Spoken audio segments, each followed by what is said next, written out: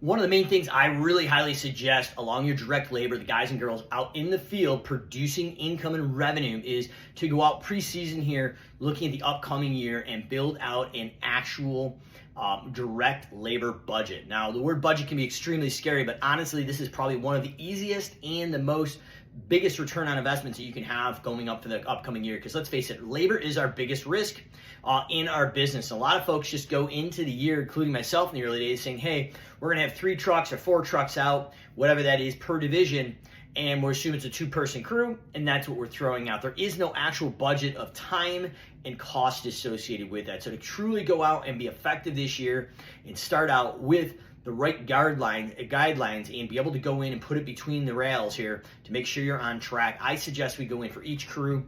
If it's a 2-person crew, label your crew leader and your technician, put how many hours you think it's going to be. So upstate New York here, about 1,080 hours between spring and fall cleanup is what we would budget. We would go in and plug in their wage. So let's just say it's $23 an hour for the technician and $28 for the crew leader, times the 1,080 hours. That would give us a total payroll for those individuals. Then we would go in and look at something we call labor burden. So that's going to be our FICA, state and federal unemployment, workman's comp, and any of the benefits you're tagging in there. And that's going to be a percentage. So maybe 19 to 20% ballpark on that division.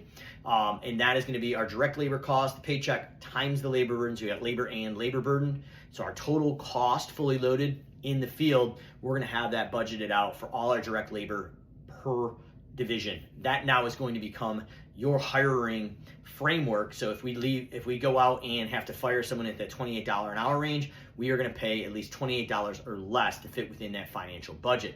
So one of the things with Callahan's is the gentleman running the company occasionally would come to me and say, hey, we've got this $28 an hour slot, but I've got somebody, if I can get them for $35, they are the best weed whacker or fertilizing technician we've ever seen. Let's hire them. Well, as the business owner now, you can say, hey, we built this budget together for our direct labor, not coming out of my paycheck, not coming out of the budget for the company. Is it coming out of your paycheck? They're probably going to respond, probably not.